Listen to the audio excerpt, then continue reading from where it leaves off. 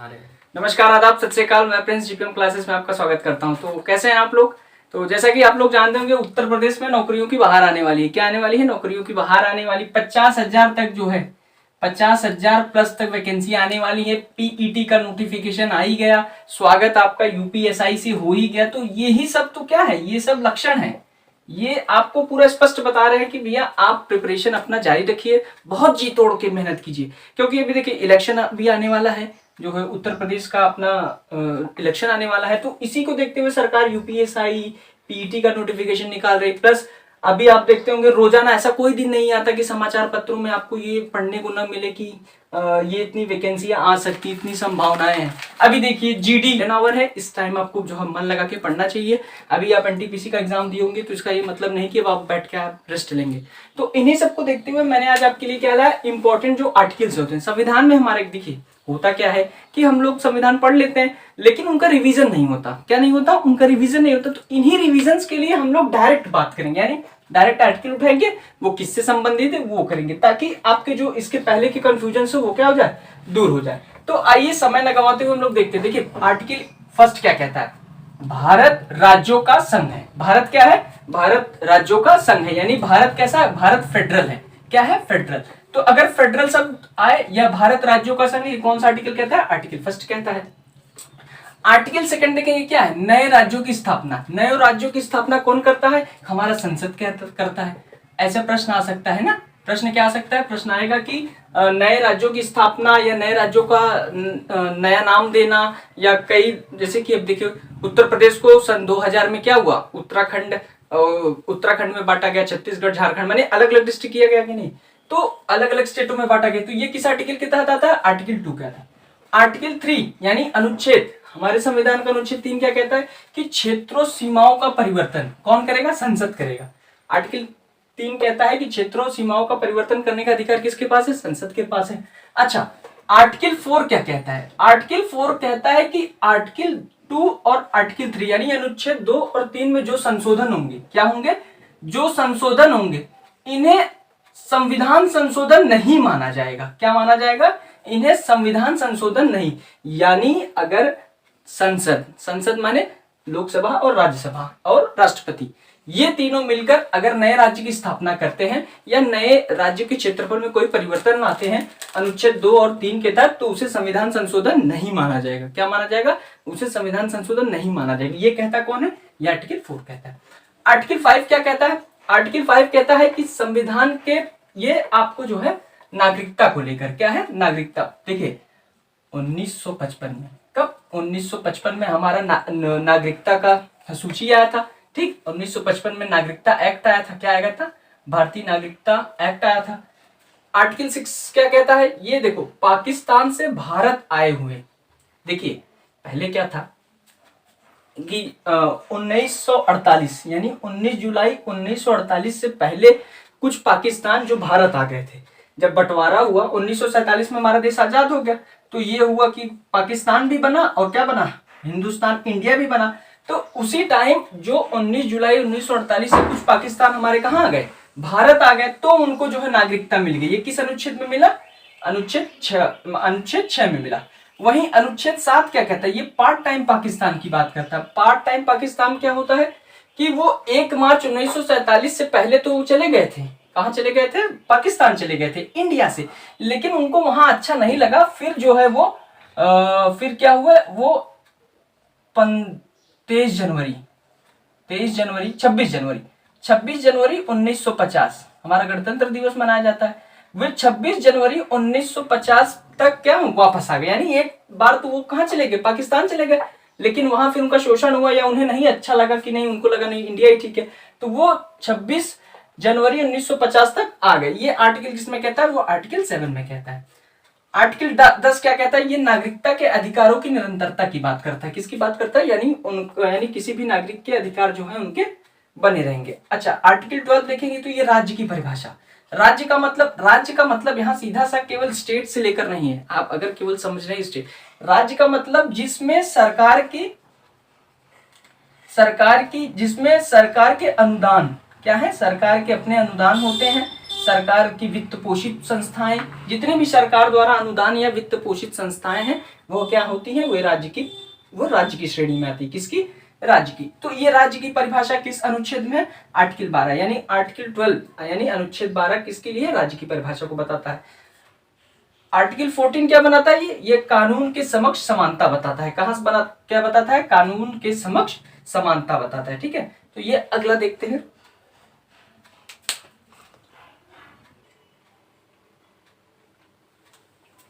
देखिए आर्टिकल 15 क्या कहता है? आर्टिकल 15 कहता है कि धर्म, जाति, लिंग या जन्म के आधार पर भेदभाव का निषेध। यानी अगर आपका कहीं धर्म, जात, लिंग या जन्म के स्थान के नाम पर कहीं अगर आपका भेदभाव होता है तो आप आर्टिकल 14 के खिलाफ कहां? सुप्रीम कोर्ट या हाई कोर्ट में जा सकते हैं। यानी आर्टिकल 15 आपको क्या देता है? आपको अधिकार देता है। क्या देता है? कि आपके साथ धर्म, जात, लिंग या जन्म के स्थान पर भारत के किसी भी भूभाग के तहत क्या नहीं होगा? भेदभाव नहीं होगा। क्या नहीं होगा? भेदभाव। वहीं आर्टिकल 16 क्या कहता है? आर्टिकल 16 कहता है सार्वजनिक रोजगार के मामले में अवसर की समानता। यानी सार्वजनिक रोजगार के मामले में आपको वहां भरपूर अवसर मिलेगा। क्या मिलेगा? अवसर की आपको समानता होगी। ऐसा नहीं होगा कि आपको जाति या धर्म के नाम पे आपको अवसर न दी, तो ऐसा नहीं। ये कौन सा कहता है? आर्टिकल 16 कहता है। यानी आर्टिकल 16 क्या है? सार्वजनिक रोजगार के मामले में हमें, यानी हम भारत के लोगों को, भारत के नागरिकों को क्या मिलेगा? अवसर की समानता मिलेगी। ये किसमें है? अनुच्छेद 16 में। वहीं आर्टिकल 17 में देखें तो क्या है? ये अस्पृश्यता उन्मूलन है। क्या है? अस्पृश्यता यानी अनटचेबिलिटी एबॉलिशन। यानी आपके साथ ये आर्टिकल 17 क्या करता है? आर्टिकल 17 आपको वादा दिलाता है कि आपके साथ भारत में अस्पृश्यता का नहीं थी, मतलब अस्पृश्यता उन्मूलन, यानी आपके साथ छुआछूत की भावनाएं नहीं रखी जाएगी। कहां? भारत के पूरे भौगोलिक क्षेत्र में, आर्टिकल 17 के तहत। वहीं आर्टिकल 18 देखे तो क्या है? उपाधियों का उन्मूलन है। देखो होता क्या था, पहले भारत में क्या थे? राजा थे, महाराजा थे, तो उनके पदों से जाना, जैसे महाराजा धीराज, ये क्या है? ये उपाधि है। राजा धीराज, ये सब क्या होती थी? उपाधि होती थी। लेकिन आर्टिकल 18 इन सभी उपाधियों का क्या कहता है? अंत करता है, उन्मूलन करता है। यानी ऐसी उपाधियां नहीं मानी जाएंगी। यानी जो ये उपाधि पहले नाम के आगे लगती थी, ये सब का क्या है? उन्मूलन। यानी सब अब जनता क्या है? ये समानता लाने के लिए प्रयोग किया गया था। आर्टिकल 19 देखेंगे क्या है? देखिए आर्टिकल 19 कहता है ये स्वतंत्रता का अधिकार। आप यानी व्यक्ति को क्या दिलाता है? आर्टिकल 19 स्वतंत्रता दिलाता है। वो कितने क्षेत्रों में? 6 क्षेत्रों में। कितने क्षेत्रों में? 6 क्षेत्रों में। कौन सा? देखो वाक्य स्वतंत्रता, पहला क्षेत्र क्या है? वाक स्वतंत्रता। यानी आपको पूरे भारत में आपके वाक माने आपकी अभिव्यक्ति की स्वतंत्रता, यानी आपके बोलने की, आपकी स्वतंत्रता। आप अपने विचारों को ऑनलाइन ऑफलाइन किसी भी मोड में आप दे सकते हैं। ये किस में देता है? आर्टिकल 19 में। दूसरा क्या है? शांतिपूर्वक निरायुध सम्मेलन करने का। सम्मेलन करने का, यानी जैसे आप कोई भी अपना धार्मिक कार्य हेतु या कोई भी राजनीति का कोई भी सम्मेलन करना चाहते हैं, लेकिन कैसे? शांतिपूर्वक आपको करना होगा। और कैसे? निरायुध माने जिसमें आयुध या हथियारों का इस्तेमाल आप ना करें, तो आपको जो है सम्मेलन करने का पूरा अधिकार है, आप रखते हैं। तीसरा देखेंगे क्या है? संगम या संघ। संघ क्या होता है? संघ माने यूनियन बनाने का। जैसे कि आप देखते होंगे कई लोग जो है आप एक सर्कल बनाइए, कोई भी आप जैसे लेबर हैं तो आप लेबर ऑर्गेनाइजेशन आपका होना चाहिए। आप किसी धर्म से संबंधित कोई संघ बनाना चाहते हैं तो आप संघ बनाइए। यानी आपको संगम या संघ बनाने का आप जो है आपको आर्टिकल 19 के तहत आजादी है।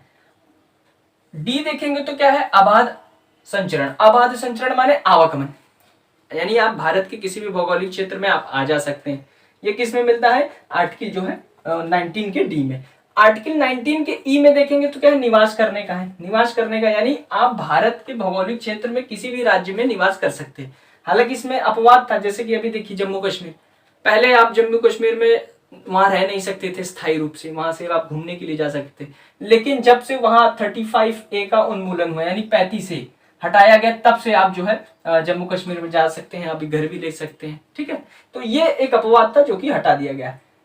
अच्छा, वहीं आर्टिकल 19 का एफ देखेंगे तो क्या है? व्यापार और कारोबार है। व्यापार और कारोबार यानी आप भारत के किसी भी राज्य में चाहें तो व्यापार या कारोबार करने के लिए तो आप कर सकते हैं। यह आपको किसमें?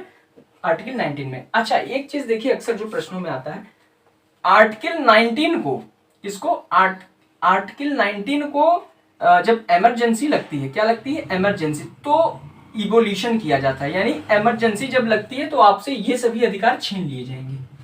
खाली 2 अधिकार आपसे नहीं छीने जाएंगे, एक 20 और 21। आर्टिकल 20 और 21, यानी ऐसे प्रश्न में पूछ सकता है कि क्या इमरजेंसी के टाइम आर्टिकल 20 और 21 का एबोलिशन यानी 20 और 21 आपसे छीन लिए जाएंगे? तो नहीं, 20 और 21 को छोड़ बाकी सभी आपको जो छीन, यानी स्वतंत्रता का आपका अधिकार इमरजेंसी लगने पे क्या होता है, छीन सकता है, लेकिन 20 और 21 नहीं। अब देखिए 20 और 21 क्या है वो समझते। देखो 20 का कहता है कि अपराधों के लिए दोष सिद्धि के संबंध में संरक्षण है। इसका क्या मतलब, इसका सीधा सा मतलब है, मान लो आप किसी आप कार्य के लिए अभियुक्त होते हैं, यानी आप अपराधी घोषित होते हैं, तो आपको ये पूरा हक है आप अपने दोष सिद्धि के लिए, यानी आप अपने को प्रूफ करें कि आई एम नॉट गिल्टी। तो I am not guilty proof करने के लिए आपको आर्टिकल 20 में क्या है, पूरा अधिकार है। आप अपने को प्रूफ कर सकते हैं कि नहीं ये अपराध मैंने नहीं किया, मैं दोष मुक्त हूं।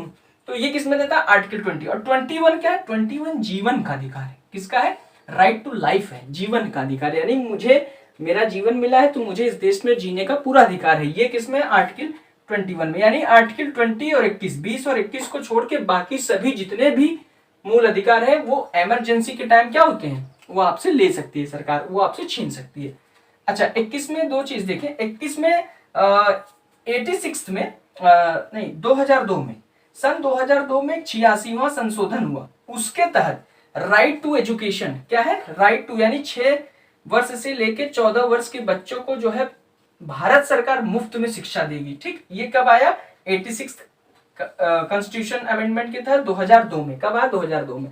और वहीं देखेंगे राइट टू प्राइवेसी भी 2017 में आया। कब आया, 2017 में क्या है, राइट टू प्राइवेसी आया, यानी आपकी निजता का, और राइट टू एजुकेशन यानी आपकी शिक्षा का अधिकार। ये किसमें है, ये मौलिक अधिकार है आर्टिकल 21A के तहत, यानी 21 के ए के तहत।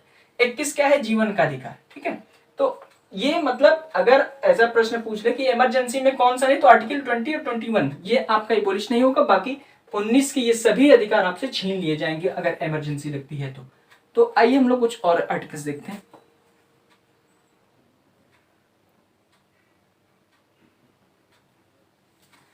देखिए अगला आर्टिकल क्या है, अगला आर्टिकल 23 है। ये क्या कहता है, ये मानव तस्करी और जबरन श्रम। क्या करता है, मानव तस्करी और जबरन श्रम। देखिए मानव तस्करी क्या है, मानव तस्करी का मतलब कि इंसानों का खरीद फरोख्त। जब इंसानों का यानी व्यक्तियों का, जीवों का जब खरीद फरोख्त होता है तो उसे क्या कहते हैं, वो तब कहते हैं कि आप मानव तस्करी कर रहे हैं, या आप किसी से जबरन श्रम करवाते हैं। आप किसी से क्या है, बंधुआ मजदूरी, जिसको आप नाम सुने होंगे, बंधुआ मजदूरी की तरह आप अगर किसी से श्रम करवाते हैं जबरन, तो वो किस में आता है, वो आर्टिकल 23 में आता है। आर्टिकल 24 क्या कहता है, आर्टिकल 24 बलात् श्रम। बलात् श्रम का मतलब होता है आप किसी 14 वर्ष से कम के बच्चे को, किससे, 14 वर्ष से कम के बच्चे को अगर आप जबरदस्ती श्रम कराते हैं तो आप आर्टिकल 24 के तहत क्या कराते हैं, बलात् श्रम करते हैं। यानी 23 और 24 क्या है, 23 और 24, 23 मानव तस्करी को लेकर है और आर्टिकल 24 क्या है, बलात् श्रम को। आर्टिकल 25 देखें, आर्टिकल 25 क्या कहता है, अंतरात्मा की स्वतंत्रता और धर्म प्रचार की स्वतंत्रता। यानी आप, आर्टिकल 25 कहता है आपको धर्म प्रचार की क्या है, आपको धर्म प्रचार की पूरी स्वतंत्रता है और आप किसी भी धर्म का अनुगमन कर सकते हैं। ठीक है, लेकिन देखिए यहाँ पे आप जबरन नहीं, अगर आपका कोई जबरन जो है धर्म परिवर्तन कराता है, जबरन क्या करता है, धर्म परिवर्तन कराता है, तो वो क्या है, वो इसके खिलाफ है, वो आर्टिकल 25 के खिलाफ है। आर्टिकल 26 क्या कहता है, धार्मिक मामलों के प्रबंधन की स्वतंत्रता। धार्मिक मामलों की प्रबंधन मतलब आप अपने धर्म से जुड़ा कोई भी प्रबंधन, पूजा पाठ अर्चना, जो भी आप प्रबंधन करना चाहते हैं उसमें आपको सरकार क्या करती है, संविधान, भारतीय संविधान आपको क्या छूट देती है। आर्टिकल 27 देखेंगे तो किसी विशेष धर्म के प्रचार हेतु कर देने की स्वतंत्रता। ठीक है, क्या है, कर देने की स्वतंत्रता, यानी आपसे कोई जबरदस्ती कर नहीं ले सकता किसी भी विशेष धर्म के नाम पर। आर्टिकल 28 क्या कहता है, 28 कहता है कि धार्मिक शिक्षा में भाग लेने से स्वतंत्रता। धार्मिक शिक्षा में भाग लेने से स्वतंत्रता, यानी आप अपने धर्म के शिक्षा में भाग ले भी सकते हैं, नहीं भी ले सकते हैं। जैसे आप देखते होंगे मदरसा जो नहीं चलता हमारे यहाँ मोमडनों का, वो आर्टिकल 28 के तहत ही क्या है, संरक्षण उसको मिला हुआ है। आर्टिकल 29 क्या कहता है, अल्पसंख्यकों के हित का संरक्षण। जो हमारे देश में अल्पसंख्यक कौन कौन से हैं, अल्पसंख्यक अगर देखेंगे तो ईसाई हैं, सिख हैं, ये क्या है, ये अल्पसंख्यक हैं, और जैन हैं, ठीक, मुसलमान हैं, ये क्या है, अल्पसंख्यक हैं। तो इनको जो है क्या है, इनके हितों का संरक्षण आर्टिकल 29 में है। ठीक, और आर्टिकल 30 में क्या है, अल्पसंख्यक की शिक्षा, यानी 29 और 30 ये किसके लिए है, ये अल्पसंख्यकों के लिए। किसके लिए है, अल्पसंख्यकों के लिए। आर्टिकल 29 और आर्टिकल 30 किसके लिए है? अल्पसंख्यकों के लिए। 32 क्या कहता है? आर्टिकल 32 रीट कहता है, सुप्रीम कोर्ट। आर्टिकल 32 कहता है कि इनमें से इसके ऊपर जितने भी मौलिक अधिकार हैं, अगर उनका उन्मूलन होता है, अगर ये मौलिक अधिकार आपसे नहीं मिलता, आपको नहीं मिलता, तो आप कहाँ जा सकते हैं? सुप्रीम कोर्ट जा सकते हैं। कहाँ जा सकते हैं? Supreme court. इसे मौलिक अधिकारों का प्रवर्तन के नियम कहा जाता है। यानी जितने भी मौलिक अधिकार हैं, अगर आपके ऊपर ये लागू नहीं होते या ये अधिकार आपको भारत सरकार की तरफ से या भारत के किसी भी राज्य की तरफ से नहीं मिलते, तो आप देखिए, यहाँ राज्य का मतलब स्टेट से नहीं है, यहाँ राज्य का मतलब क्या है? सरकार के वित्तीय अनुदान से या वित्त पोषित या वित्तीय अनुदान से कोई भी संस्थाएं हैं, उन्हें राज्य का दर्जा देंगे। तो कोई भी राज्य अगर आपको मौलिक अधिकार नहीं देता, तो आप उनके खिलाफ अनुच्छेद 32 के तहत कहाँ? सुप्रीम कोर्ट जा सकते हैं। ठीक, इसे क्या कहते हैं? इसे मौलिक अधिकार को प्रवर्तन का नियम है। देखिए, एक आर्टिकल और है। एक आर्टिकल क्या है? 226 है। आर्टिकल 226 जो है वो हाई कोर्ट में, कहा? हाई कोर्ट में जाने का, यानी पहले आप कहाँ जाएंगे? आर्टिकल 226 के तहत हाई कोर्ट में भी जा सकते हैं अगर मौलिक अधिकारों का उन्मूलन हो रहा है, या अनुच्छेद 32 के तहत आप सुप्रीम कोर्ट भी जा सकते हैं। ठीक,